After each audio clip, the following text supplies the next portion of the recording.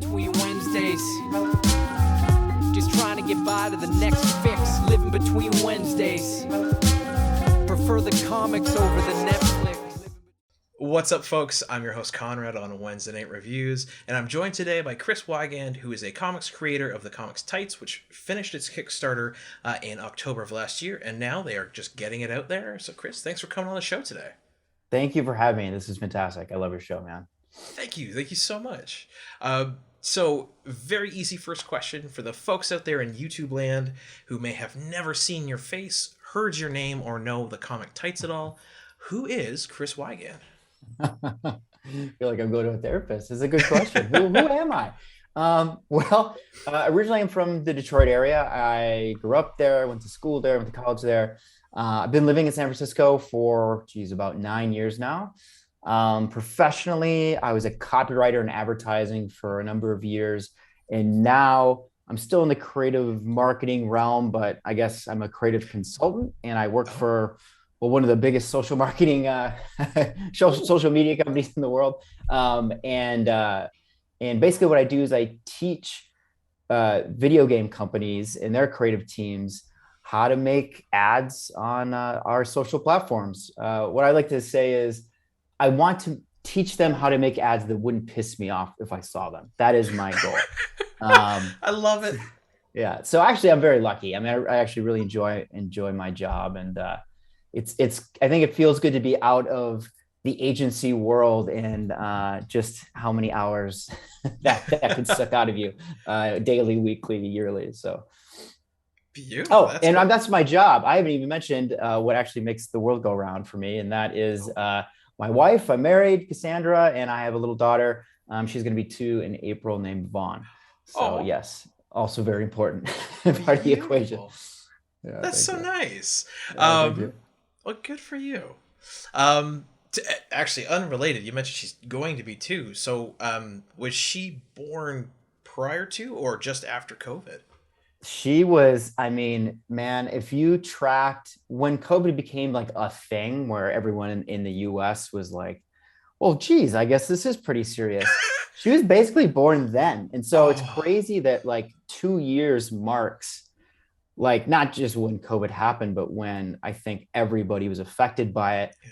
Almost right when, my daughter was born. So it just puts in perspective just how long this insanity has gone on. Yeah. Oh yeah. Like in Canada, I don't know the day, but I know it was like mid-March for us when it was like, okay, lockdown time. No one's leaving their house for a while. Yeah, it's been wild. And I've had friends who've had kids born around that time as well.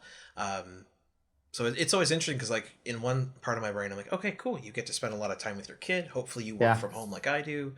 At the other time, it's always like, I wonder what this will do like psychologically in the long run when it comes to socialization. And I'm sure that is a stress you don't need to deal with right now. No, it's good, man. It's a great point, man. But no, we're lucky. Just quickly, she's been in preschool for a while, so she's had that interaction and she's gotten all the bugs, man. When you are a parent, you're just sick all the time because your kid is. So I think those are actually 2 good things in the long run, but yeah. Awesome. Well, good for you. But yeah, we're here to talk about Tights. So for the again, as you've introduced yourself, what is Tights? Well, Tights is an ongoing comic book series. It's based in San Francisco. It's it's during a time very much like now, right? COVID has happened, but in the world of Tights, COVID-21 has happened. So imagine these variants that we've had, but something more serious that kind of puts us back to square one, like we were just talking about, like when it all started. And so what would that happen, right? Like how would that affect the world? Global economies would probably crash. Unemployment rates and crime rates would probably go through the roof. And, a lot of people who aren't working and sitting at home and watching too much Netflix and Disney Plus might think to themselves, damn, maybe I could put out this fire. I'm going to be a superhero. And it's about the repercussions of when kind of a movement comes forward and a lot of people are doing this. And so that's the world of Tights, right? A lot of everyday Joes, putting on the costume and trying to go out and do the right thing. And then again, what what would really kind of realistically happen if that started to go on. So that's the world of Tights. And then the protagonist is named, he's a judge. He's Judge Oliver Andrews. And he's kind of an antagonist in the beginning. He hates Tights for the reasons that he thinks that they're goofy and dangerous. The fact that they often get arrested. And so his world is already inundated with all of this crime and dealing with, all of that in the courtroom and this influx of all these people coming through the doors. And then you have the Tights who are also getting arrested. And he sees the collateral damage of when they're trying to do the right thing. Sometimes that can be very, very, very dangerous for those around them, the innocents. And that's what we see kind of in the first 9 pages of Tights, what can happen when it goes wrong. And so, yeah, he definitely hates Tights. And basically the whole story is how he's sucked into their world and he has no choice but to work with them. Really kind of the first story arc is kind of, don't give away too many spoilers. Yeah. I know. I'm just trying to think of, I don't want to give away too much here, but it's almost an origin story. No, I'll say it. You're obviously going to see him, go from hating them to working with them to maybe seeing where they're coming from. And maybe I'll leave it at that. Okay. I like that. Yeah. I definitely wanted to touch on Judge Oliver Andrews because for me, like reading the comic, right? I've read a lot of comics where it's a comic, of course, but it's set in like a world where it's ours, but with a twist where somehow someone's dressing up as a superhero. And I've read a number of them, and they're always really interesting, but they typically take place from the perspective of either a person who's going to try and be a superhero, or from like law enforcement trying to deal with these people. What I really liked about Tights was that you picked a judge of all people to be your protagonist, and also how extremely specific you were in setting up his motivation. So my review is out there and people can see this because it's like the first, well, I guess it's the first 11 pages. But we have this really intense moment where, as you mentioned, we see the scene that unfolds where a crime happens and these Tights try and get involved and it goes all wrong. And then we have, I think it's 9 months later, where Judge Oliver Andrews gets in the mix because he's now presiding over the case of the guy who tried to stop the robbery. And because it's COVID, there's a video screen with the family of the victims.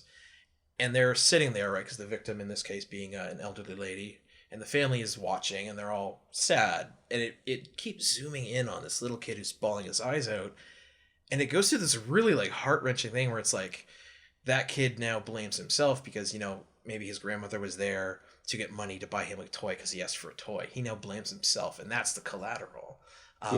That is such a very specific and intense thing. I wanted to ask, what inspired him as a character? And what made you want to look at this kind of a world through that lens as opposed to everything else that you could? Yeah.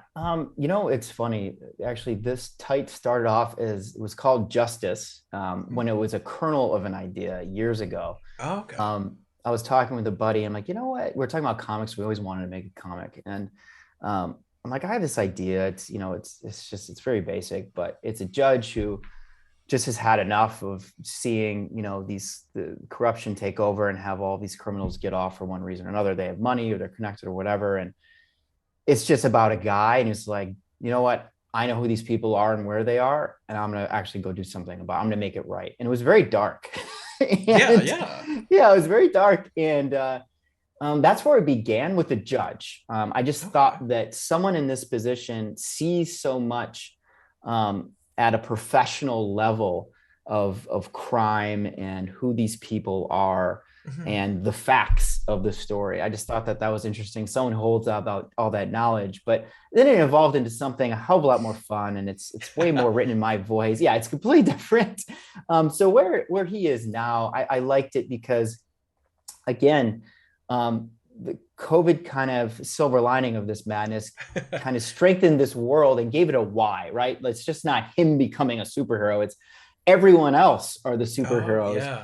And he's the one going like, oh my God, what are these idiots doing? Please stop, right? Like Oliver loves Law and Order, right? He's not a perfect guy, but he's intelligent, he's loyal, he's ethical. Deep down, he has a good heart, and he just hates the fact that these people are taking the law into their own hands. But so I just thought that was an interesting position, and then also, again, like kind of having him as an antagonist in the beginning is just fun, just kind of flipping it, right? So it's not like you said a typical or where I was, right? Where my original story was, it's like, I'm going to solve this. It's like, F these guys, like, oh my God, I just can't take this anymore.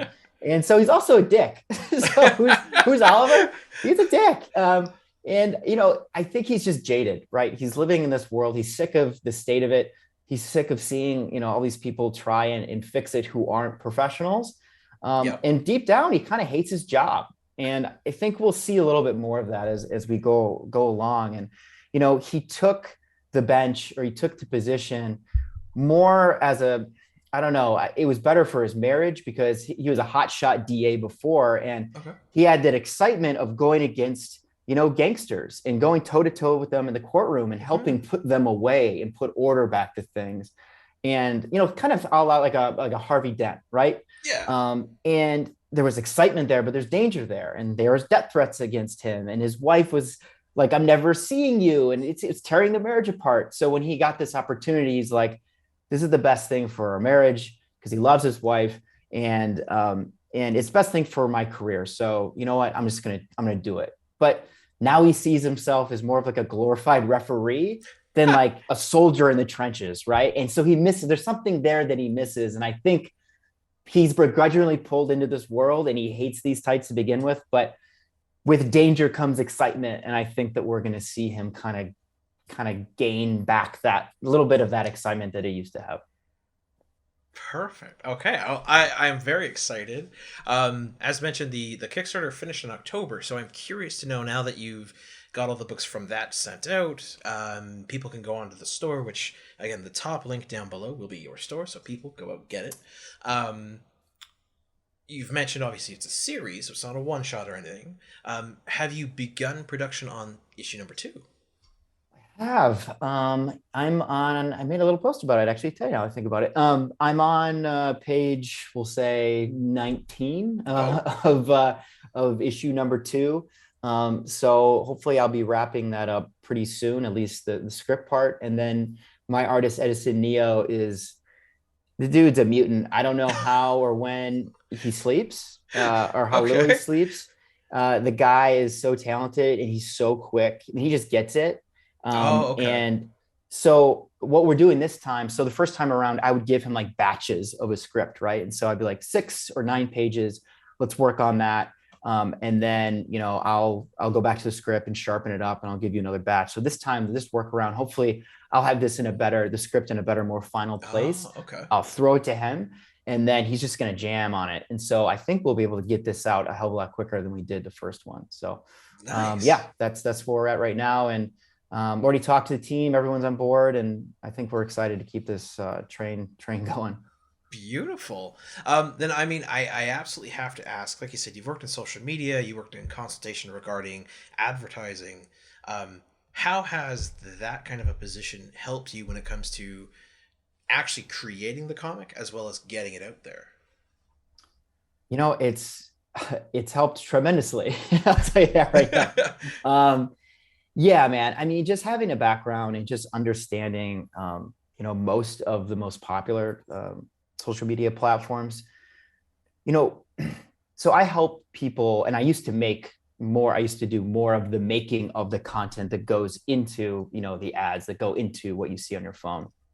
But now that I work with the creative teams who do it, and we try and fine tune those things to appeal to people, right? Like, how do you catch someone's eye? How do you make sure that they remember that they saw you, even if they don't stick around for the ad? Like, think about a billboard. You're going 80 miles an hour down the highway, but McDonald's usually does a good job. If you blink at it, you remember the color scheme, you remember the logo, and you made an impression. So just like coming at it from a professional vantage, I think really helped, because I've really tried, to build the tight social media presence like I would, when I'm talking to my clients, right? Yeah, And it yeah. was really interesting. It was like a test. I was like, oh shit, if I fail this, oh man, if I can't make this Kickstarter work on social media, what does it say about me as a professional?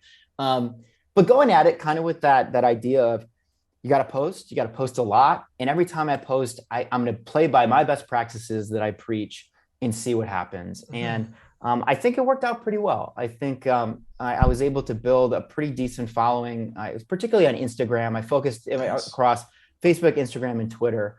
I think what I mostly leaned in was Instagram, just because I saw a lot of comics creators who were doing the same thing as me at the very same time were on Instagram. I just like it's more of a visual kind of platform.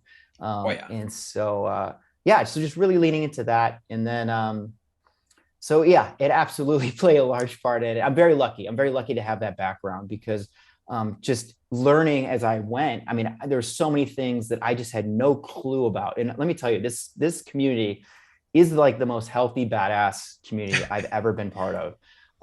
And everyone's so willing to help everybody else. And so, when it came to logistics and printing and I mean, nitty gritty details of just the size of the comic itself. And, when it comes to scripts and all that, I had so much help from other people. And so it was cool when people were like, hey, I see that you kind of know this marketing thing.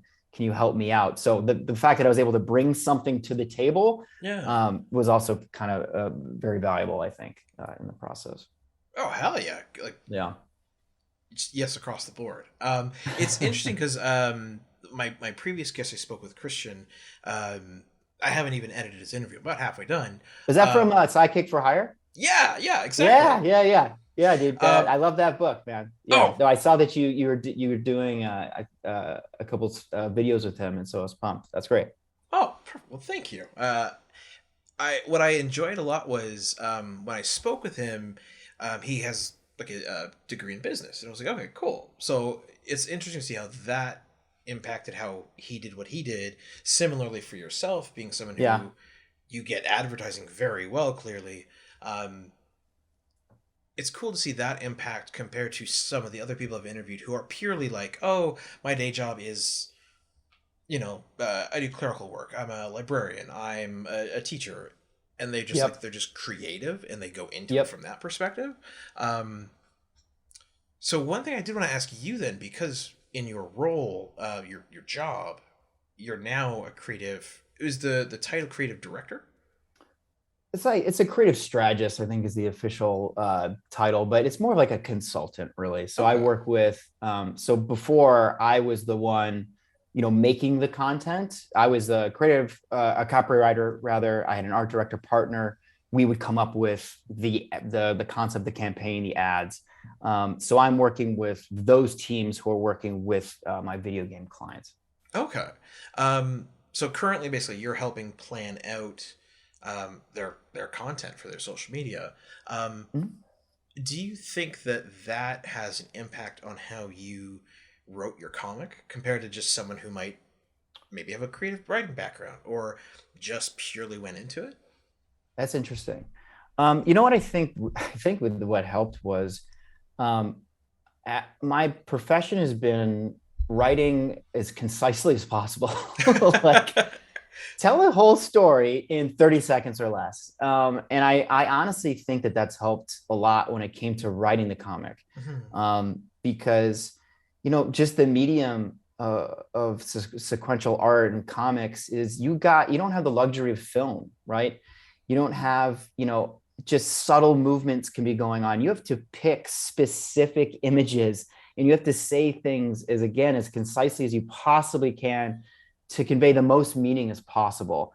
And I think the training that I had just doing that all the time, even though it's completely different when it comes to actually the creative itself, but I think that discipline certainly helped because I've written, I've tried some TV pilots, screenplays and stuff, and longer form writing. And there's a lot of that in comics, but there was more of also pulling in the old copywriter in me and meshing that into this medium than there was in the other ones. So when it came to making this damn thing, absolutely. And then when it came to when it all came together, I think I always kind of had put my publisher hat on, right? You know, how can we market this thing?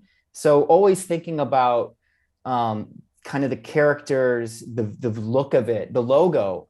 You know, again, it was called Justice. And right before we launched the social media campaign in Pages 2 months prior to the Kickstarter, I was just like, it's just not it. It's just not the right thing. It's not that it's too serious. It just doesn't mesh well. I mean, we had like pretty much made the comic. And so I was like, all right. And so I just got a pencil and paper and I'm like, I got to think of a logo. I talked to my friends. I'm like, what am I going to call this? And one of them called out Tights. And I had thought of Tights earlier. And it just for some reason did not stick with me. And I was just so set. It was always Justice in my brain. And when I heard my buddy say it, I'm like, you know what? That's it, because it's ownable. And again, kind of putting on a little bit of a marketing hat. I'm like, and I did some research. I'm like, I cannot believe I can't find a comic that hasn't been called Tights yet.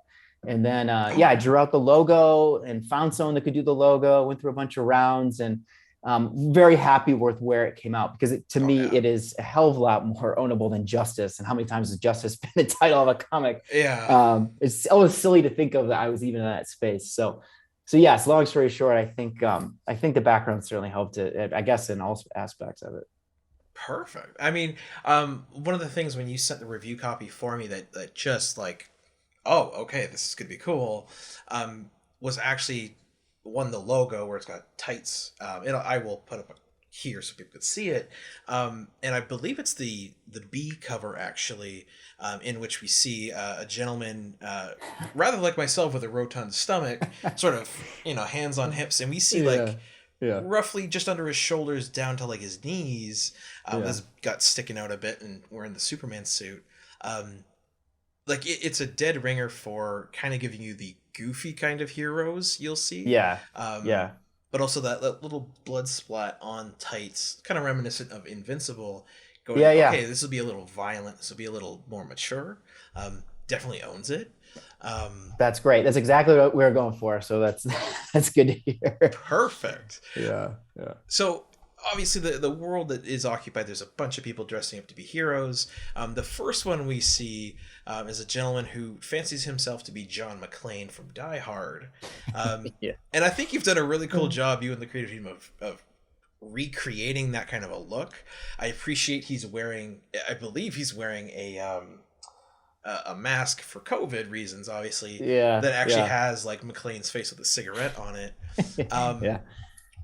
What I wanted to ask about, because I just think people should see it because it's really funny, but you have in a panel a little asterisk, and you write that Die Hard is in fact the greatest Christmas movie. A bit of a polarizing subject. It is. So what makes you feel that it's a Christmas movie? I just love to hear people's justifications. All right, here we go. It's a Christmas movie. One, because we're having the argument at this scale. If this many people are convinced that it is, I think it must become one. But I will say it's a Christmas movie because of this. One, it could not have happened if it wasn't Christmas. He goes to LA to a Christmas party. There is Christmas music throughout, and not even just throughout the movie, like in situation, but as a soundtrack. The Christmas theme is carried throughout. Ho, ho, ho, I've got a machine gun. Oh geez, what else? It sets even Die Hard 2, right? Isn't he going? Isn't it? It's Christmas again, if I'm not mistaken. But that even set the tone for the movies coming after. So I think, I mean, how about this? The last thing: do they play it more often? By more often, every day during Christmas. Yes. So again, I think it goes to the greater question: do as many people think the way I do? I think more people think it is now a Christmas movie than maybe it was intended to begin with. But there's my argument. Hopefully it made some sense. I love it. No, you know what? I'm actually going to steal that. And everyone, whenever that comes up, I'm borrowing that from you. Yeah, go for it. Oh, yeah. Now, as mentioned, there's a John McClane lookalike. There's another shot where the judge and his personal trainer are having coffee. And in the park, we can see some guys. Well, frankly, they look like someone tried to do a kick and he's just going to face plant. And they're in all sorts of goofy costumes. So I actually wanted to ask, as a fairly creative person yourself, obviously, what would your superhero persona be in this world? Oh, man, that's like the best question. in this world. Okay, well, let me think. Well, San Francisco, people. Okay, how about this? One thing that pisses me off beyond like the physical damage of what happens is smashing of car windows in this city. Oh my God. I know it's bad in probably every major city across the world, but in San Francisco, car windows getting bashed in is just, it's just like an ongoing epidemic. And it makes me so mad to my core. Like, so I play hockey. And when I go to the rink, I'm knocking on everything now. Somehow my car has been bashed into yet, but almost everyone on my hockey team has had their car broken into while we play hockey. So after you're done playing hockey, you get to your car, you want to go home, you're tired. It's usually midnight because the old guys have to play late at night. And it's just like the worst thing. And just seeing all these friends deal with it. So that pisses me off more than most things. And so maybe I would be waiting in the shadows to take vengeance for all the car windows being bashed. So what would that make me? Like a low jack? I could be low jacked. Low jacked. Ooh. That's my name. I'm low jacked. Nice. Yeah. That's my persona. Yeah, I would be going after those bastards. That's cool. I like that. Also, I am so sorry that's happened to your friends. Yeah. I hope it doesn't happen to you. Yeah. That's cool. I like that. Now, speaking of the creative team, I always like to ask, how did you meet them? Oh man, it's pretty cool. And this should give hope to anyone who's watching this who has been hesitant to get into making comics because of all the barriers, right? One is getting a team together, right? I'm not an artist, but I knew I'd have to get one. And so I got pretty much finished with at least one of the earlier versions of Tights, issue number 1, the script done. So it came time to, okay, I'm serious about this now. Who the hell is going to draw this thing? Who's going to make it? So I went on, all the social platforms. I was on Reddit. I was on some subreddits of indie comics, and I was just, kind of saving artists. A lot of people post their work, and I came across, this art style, and it was just, it was a mix of, it wasn't too like cartoony, it wasn't too photorealistic. It was just fun, but it was very violent and a lot of action. And it was for a book called Snake Claws. Everyone should check that out, by Edison Neo. That's his name, by the way. Edison is the baddest ass name I've ever heard in my life. So if you look up Edison Neo in I think it's neocomicart.com, or if you look up Neo Comic Art and all the socials, you'll find him. But it was his book. It was he wrote it. He did all the art. He did all the lettering. He did all the coloring. And dude, I have to say this. When I went to his site and he had it all for free and I started reading the comic, I was like, this dude just gets it. This is funny. It was in English. English is his second language. And he's writing like very like inside jokey, colloquial, like jokes and I blew my mind. Like, it was just so good. It was so funny. It looked so like badass and fun. I was like, this is it. Like, this is what I'm looking for. And so on his website, I found his email and I reached out to him. I was like, why not, man? The worst thing you can do is say no. I'm like, listen, you probably get this all the time. I got this book. It's I think, was it called Justice? I think it was Justice. It was still Justice at that point. Okay. I'm pretty sure. And here's the script. Give it a read, and if you're interested, let's do this thing. Of course, I'll pay you, right? Is that how it, but again, I think your work just would mesh so well with what I envision in my head. And I got a very positive email back. And it's funny, we were on a podcast a little while ago, and I didn't learn until on that podcast that he was like, well, Chris was the first person who actually sent me a full script. So that helps. That's what I learned at that moment. And because, he had gotten a lot of inquiries of, hey, do you want to do this thing? But it was usually just ideas. Like, I have this big idea. Do you want to help me make this? And so the fact that I had a finished script and he could understand what it is, where it was going, he found it good enough to jump on board, I guess. So that's how that all happened. It was pretty crazy. And awesome. Maybe the most wild part of this, or just of coincidences, Edison, even though he did all the lettering and stuff for his own books, his creator stuff, Yeah. he he's like, listen, this is going to be a lot because I'm going to do the color, I'm going to do the inks, I'm going to do everything.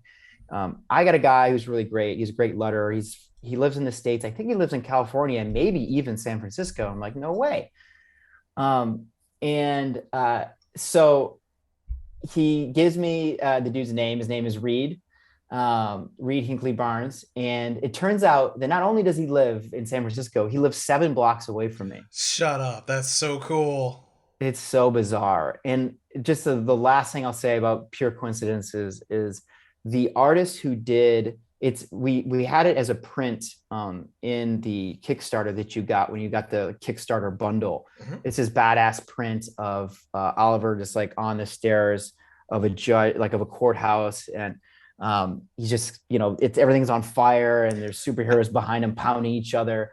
And originally that was going to be the cover of Justice. And then of first issue 1, but as it evolved into way more of like a more comical thing, again, it felt a little too serious to come out the gate with it, but it was so good that we're going to save it to, I think, as a cover for issue 2. And actually what happens at the end of issue 1 just goes so perfectly visually into what that visual is. So anyways, the guy who did that, his name is Will Wells. He's one of the best digital artists on the planet. I met him when I worked at Ubisoft, and if you have ever seen a badass video game cover for Ubisoft, he's probably made it. I mean, cool. Every game.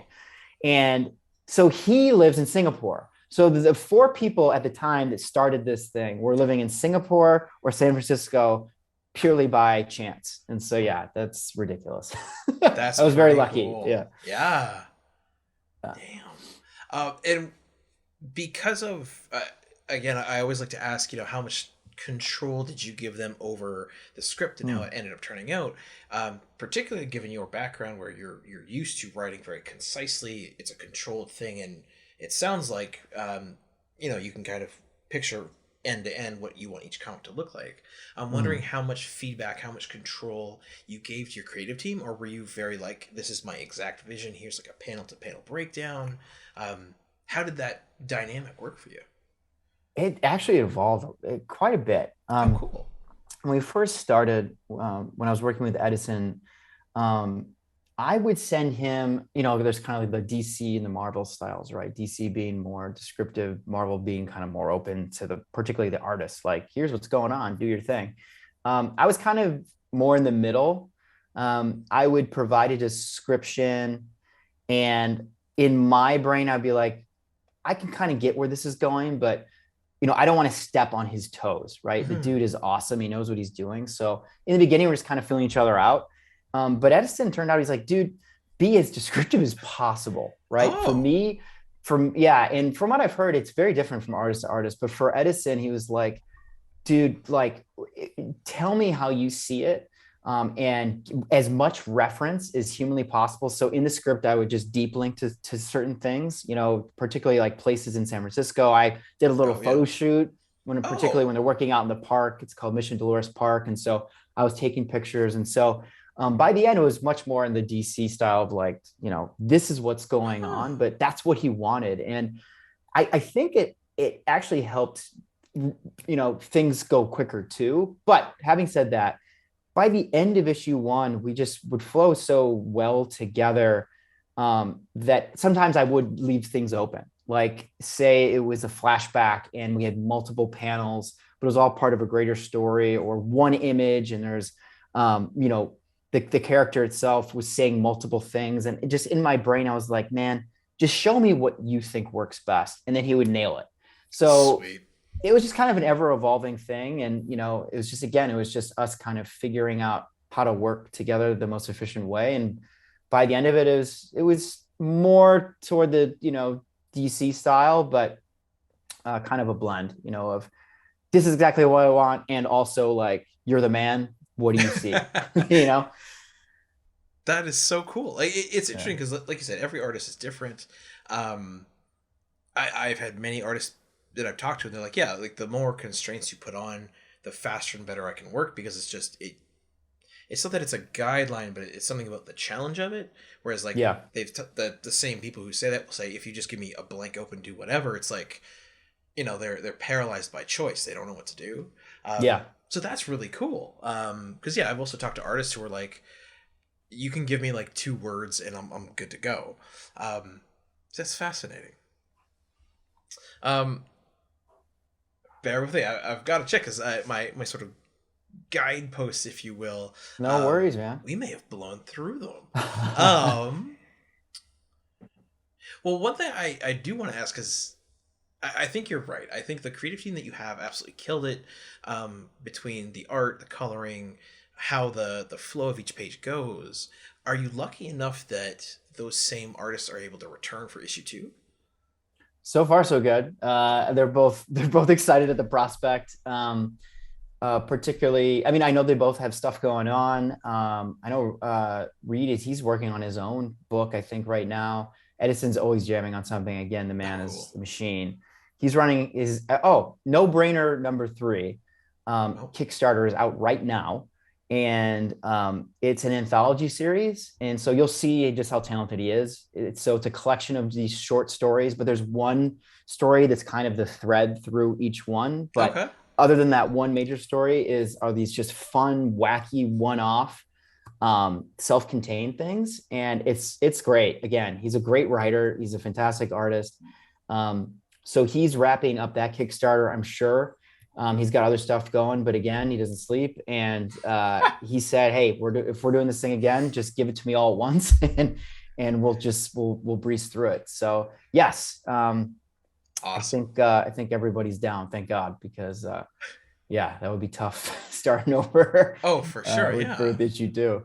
I'm curious then. So for Edison, is he just a full-time comic artist?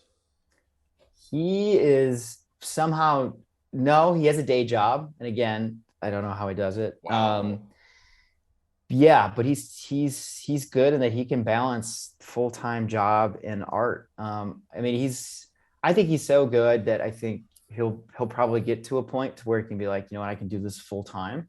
So I think that is approaching. I won't speak for him, but I know he has a talent and, you know, he loves it. Right. And so I could definitely see that in the future, but no, right now he's going away full time on both ends. Wow.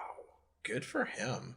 Yeah. And as sort of a follow-up question, so in one of my earliest interviews with Jason Lapidus and Chris Sanigan for Group of 7 Comics, the creative team, the 2 of them are a archivist and a teacher. And I asked them, I was like, so would you want to just go full-time comics? And they're like, I like it as a hobby and as something to do extra. I wouldn't want to do it full time. What about you? Would you want to do just comics if you could, or do you kind of like it as, this is my thing I do after work? You know, it's a nice balance working on one. I mean, you look at like Jeff Lemire or somebody, any one of the major dudes, and they're just, I honestly don't know, even full-time comic writer, artist, professional, how they can do that, separate those worlds and just jam full time. That to me seems like such a foreign ability. I mean, maybe just, you know, if that's all you got to focus on, and it's fun, right? Like you love your job, and as soon as you develop a world, you can't wait to get back to it and play in it, right? When you're making these things. So I can see that. I can see getting to that point, but geez.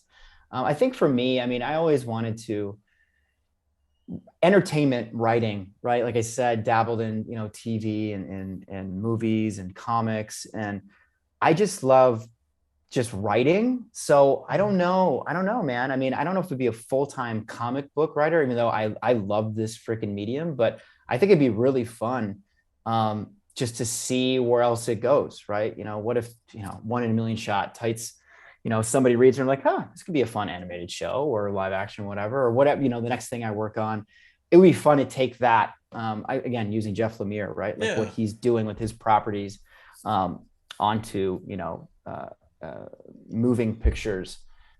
So I'd say no, never say never. I mean, I think, shoot, man, if you can make a great living doing this, F yeah. But, you know, just focusing on this one title right now, I don't think that's feasible, but yeah, I think that's everyone's dream, right? That's fair. That is fair. It's interesting because yeah, like it definitely sounds like you have the passion and the drive to do it. Yeah, I like how you seem to know yourself very well when it comes to judging your own ability, but also I'm trying to think of the correct words to use for this, but like the potential, like you're able to gauge what you think something could possibly do and how long it might run.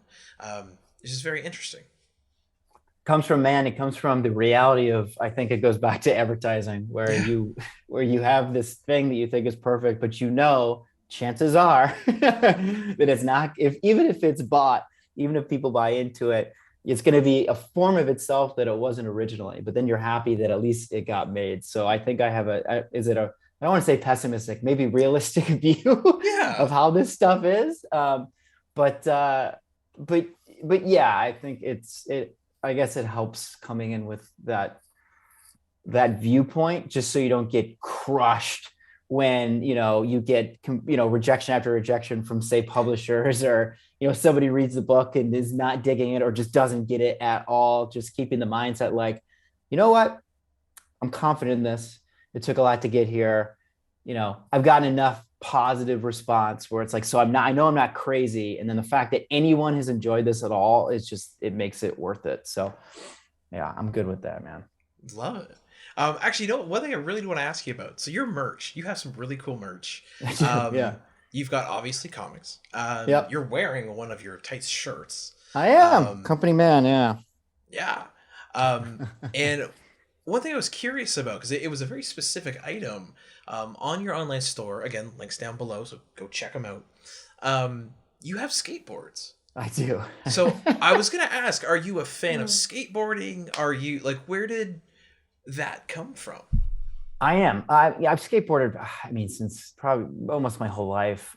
Lately, because I probably can't afford to break my body. It's more of getting from A to B than it is like doing tricks or going to the park. Oh, cool. But I love skating, and it came from the Kickstarter. So I think there was like the last week of the Kickstarter, we were approaching, I think it was like $8,000 or something. Oh, wow. And I had a vendor and they had skateboards, and I was like, man, it'd be cool to make one of these damn things. And as we were approaching that number, I'm like, we're not there yet. I thought we were going to get there.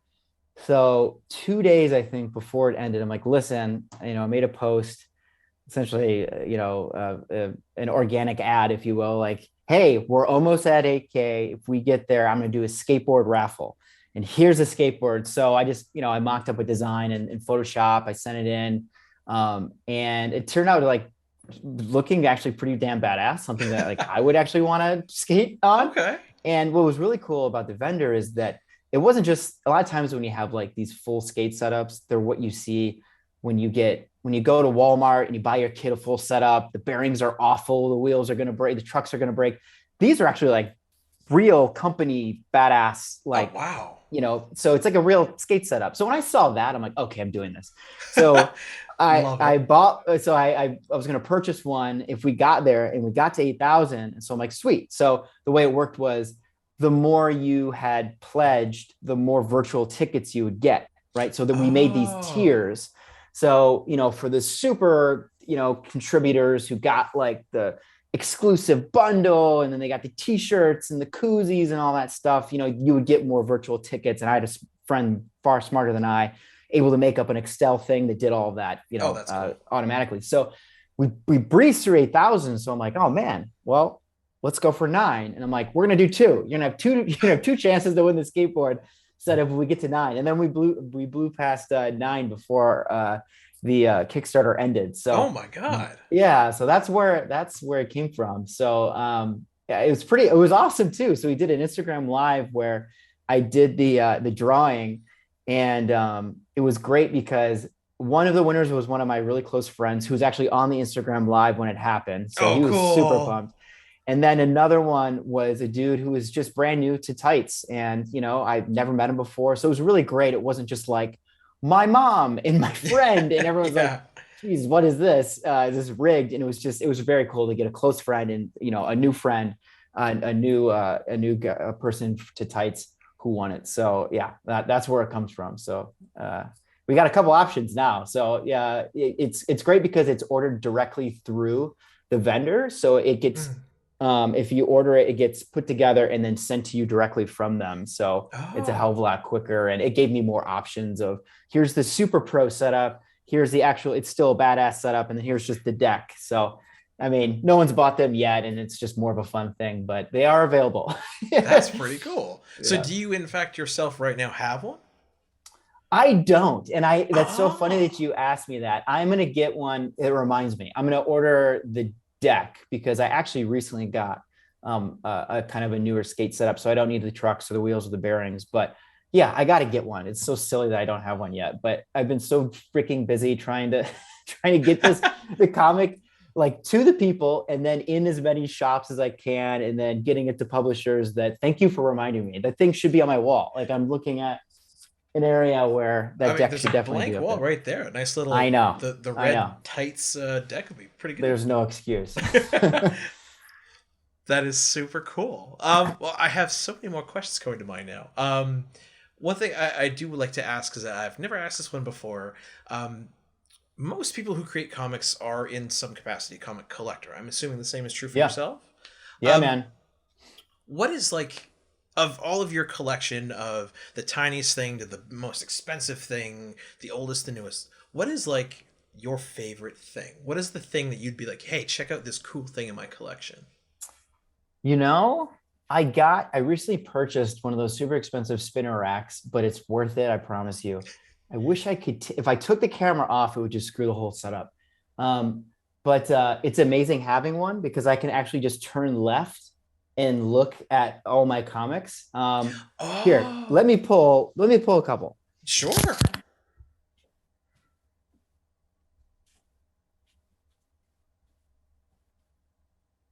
This will be cool. Welcome back. Welcome back. Okay, so I have a couple here for you. First one, I'm so happy I still have this. Was this McFarlane Spider-Man. Oh, very cool. Yeah, this one. So when I was younger, I thought I was going to be an artist. And so my grandma used to watch me all the time because my mom was like a single nurse. And I would just sit at a coffee table and just draw comics all day long. Oh, cool. And I would draw this in particular. I love this image so freaking much. And I used to, it's like over and over again. And so this one holds a special place in my heart just because this was a comic that helped me, get serious about comics and collecting. And then just being a super fan of Image, particularly back in the day, this was the Spawn that I bought at the time. And, there's a million of these, but it's kind of like the Full Metal Jacket. There's a lot of rifles, but this one is mine, and that's why it's special. So 100%. Still have that. The Max, I was a huge fan of MTV Oddities and just this weird, crazy ass comic. Image and particularly the Max, I was too young and I didn't know what the hell was going on, but it was so weird and the style was so different and cool. Like it just kind of opened up different pathways for me. So there's a bunch more on there, more recent comics that I've been collecting, and there's a bunch of boxes in my my closet. But I think these are some that I can see right now that kind of hold a special place in my heart. That's amazing. And I'm glad. Like I've been kind of interested in getting a spinner rack. I have a corner. Screw it. Right there where my mic stand sits. See, it's perfect. Kind of, it's perfect. In my brain, I'm like, I could that'd be cool. Okay, because I've seen a lot of people in stores, particularly in some of the forums I'm in where they collect stuff. They're like, oh, you gotta get a spinner rack. It's really cool to have. So I've thought about it because it's a good way to display stuff. Yeah, man, it's been great, and actually, it's been really helpful. Sorry, I'm making myself. I didn't realize how dark it was. All right, that should be better.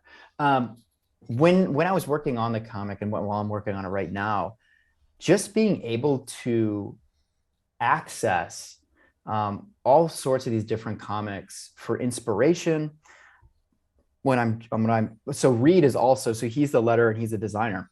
Mm-hmm. So he put it all together. And so when I needed a reference of, well, geez, where does all like the legal copy go up front, and how do we frame this? What does a good intro page with our names? And like, I know I saw something, and be able to literally just turn and grab and take a picture and just have it at my disposal has been just super helpful. And then it just doesn't get old. Like, I've just always wanted one. And for some reason, why are they so hard to find? Like, all my comic shops growing up, they all had them, and now like they're just gone. And this one company, I think, were very smart and realized nobody's doing this, Spinner Rack. It's them, and then just like finding like an antique one, on eBay for $700, Oh.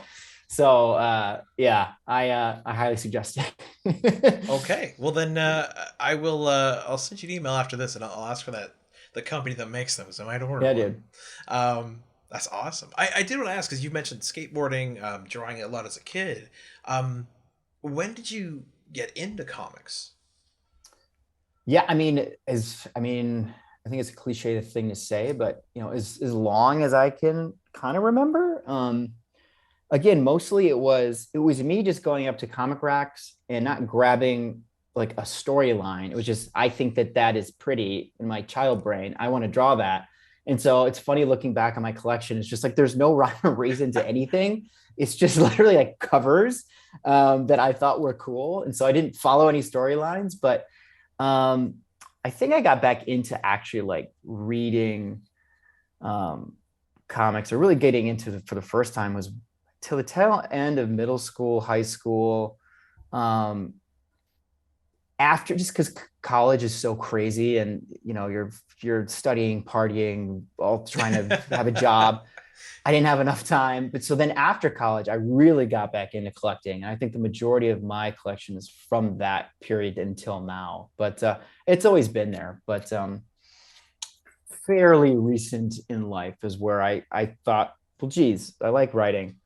I think I might be able to do this. So that's been a fairly recent development. Well, good for you. And I am so glad that you get to have those books that you loved very much as a kid and growing up, especially because they're so cool. I think, like I said, we've all got them.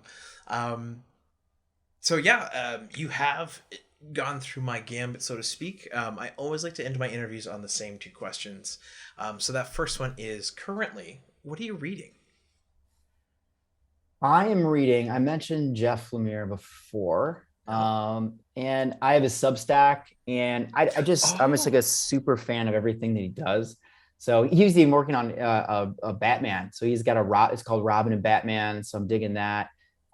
He's on his Substack. He's got a book that he's electronically releasing called Fish Flies. And growing up in Michigan, nobody knows what fish flies are. And I grew up with fish flies, and he's from the area, but on the Canadian side. And so the fact that he has a book called Fish Flies, I was like, oh my God, like I already like this guy. But so a lot of him, I'm also getting caught up on Saga. So I was late to the party. The Immortal Hulk, getting caught up on that. The Last Ronin, Ninja Turtles, I think is pretty badass. Yep. And then a lot of indie comics. So when I was, when I was building this thing for Tights, and when my Kickstarter was going, you're more involved with that community, asking all the questions. And of course you want to see all the books that your new buddies are making. And so now I'm getting all of them in the mail, which is like really cool. And so I think I mentioned before, Psychic for Hire is great. Trakovi is like one of my favorite things, dude. Adrian is, it's like, Edison, kind of like the full package of writing, art, and that dude does that just like, in his style is like out of control, different, something you've never seen before. So I suggest checking that out if you haven't. But again, other than that, I keep getting books in almost weekly now. And so it's been really awesome to read as many of these indie comics. I was able to fill out. So the Spinner Rack has kind of like 4 long racks with a bunch of little racks, 4 panels with a bunch of racks. And I can now fill an entire rack with just indie comics. So that feels pretty good. That's so cool. So that's what I've been digging lately. What about yourself? I've actually been really bad, so I've got to catch up. I need to go get Saga, because I have the first 2 volumes, and I got to go get the rest. I've got a wonderful friend of mine he's got all of it because he loves it. He's like, just borrow mine. I was like, okay. Nice. But as for what I'm actually reading, other than indie comics like Tights and a bunch of other stuff that people send me to review, the stuff that I buy to read, obviously a lot of Batman, Justice League. Outside of that, though, I think most recently I actually read The Crow. So I never read it. I haven't either, no. Yeah, so as a kid, like maybe way too young, at about 12, I remember watching it, and I really dug it because the Crow is such like this weird character. And you know, I at that age when I saw it, or maybe it was 14 or 15, whatever, you know, somewhere in there, young teens, I saw it. And he was this weird guy. He couldn't be killed. He looked weird and dressed in all black, and he seemed to help people and fight bad guys and then kind of be on his way. And I was like, that's kind of a cool character. And my brain left it at that. But I picked up the special edition. And it's got a bunch of stuff from the writer as well, or the creator, as well as like associates. And it just gave a lot of context to the actual story. And I realized how really deep that book is. Like it's a lot about like facing loss, acceptance, as well as wanting and dealing with the frustration that comes with that. And frankly, I wasn't prepared. So if you haven't read The Crow, sounds great, man. I've completely forgotten that it's honestly like existed, but shit, I'm gonna have to dive into it. That sounds great. You know what? If you get it, you'll be able to read it quick. It comes in one easy collection. But yeah, that was like the big thing I read recently. That wasn't like Tights, Sidekick for Hire, all this other great stuff I get to read. I guess the only other thing that I've read that is not kid friendly, very clear up front, is an adult only book, is a book called Fine Print by Stefan Sejic. He's an artist. I love his stuff. He's done some wicked covers at DC. I think he's even done full books at DC, but he's a digital artist, and he just has a really cool way of rendering. But his own books that he makes, he tends to go into romance and sex and stuff like that. So he's got this cool book, Fine Print out, which goes into like the fantasy end of, you know, like having monsters. Check it out. I'll write it down. Yeah, by all means. Very cool book. And those would be sort of the major ones that stick out. So nice. The Crow, Fine Print, and then people out there, you out there in YouTube land, go get Tights, go get Sidekick for Hire. Just go down my reviews and just pick up everything I've read because it's all really cool. Yeah, man. No, you're good. I don't know. You have a talent. Thank you. Of picking some super, not only like talented people, but again, when I talked to the community earlier, just seeing the people that you talk to that were like the most open and helpful, and seeing them, you know, seeing success with their books and their Kickstarters and going on podcasts. It's been really cool. Awesome. Well, thank you very much. So my last question, what do you want your fans to know? Fans to know that we are doing everything we can to churn out the second issue. Because, you know, I'm, you know, when you read a book and it just takes too long, you know, when even a mainstream book, when, you know, the team disbands and does their own things and the book's on hiatus forever, and it's like, oh my God, when am I going to get the next issue? I don't want it to be that long, the lull to be that long. So really trying to get this script out all nights and weekends. And then, you know, we'll see, you know, the publisher angle of things. We're putting definitely feelers out there. I've sent Tights and submission packages to quite a few. Just, I mean, again, it's a long shot, but you know, it would just be helpful to, well, one, get the book out to a bigger audience, and then two, just nice to get help with kind of logistic and printing side of things. So then you could just focus on the art itself, I think would be awesome. So that's where we're at now. And then for those of you who don't know a damn thing about Tights, but maybe it sounds interesting, and if you stuck around this long, thank you for hearing me yammer on. Tights, comicbook.com. The first 9 pages are there to read, so you can see if you dig it, and then you can get electronic copies, printed copies, and all the fun stuff up until skateboards, and we have enamel pins and all sorts of other stuff there. So yeah, I guess that is what I would want most people to know. Perfect. Well, that sounds great to me. Absolutely, Chris, I want to say thank you so much for taking the time to come on tonight and come on the show. Thank you, man. This has been fantastic. I love talking comics. And again, what you're doing for our community is awesome. And it's just really cool to be part of it. And please continue doing this. No problem there. Well, folks, thank you so much for tuning in. Again, top links down below. Go get all of Chris's stuff. And thanks for tuning in. Be sure to hit like, comment, and subscribe for more. And we'll see you next time. Golden age to present, digest to oversize. Never miss new comic day. Yeah, no surprise. So where's my no prize? Check the letter columns. Can't find issue 2? Collector problems, cliffhangers, mysteries. You need answers. When did Batman become Green Lantern? I get it. True believer, not lying. Always up for an awesome summer crossover.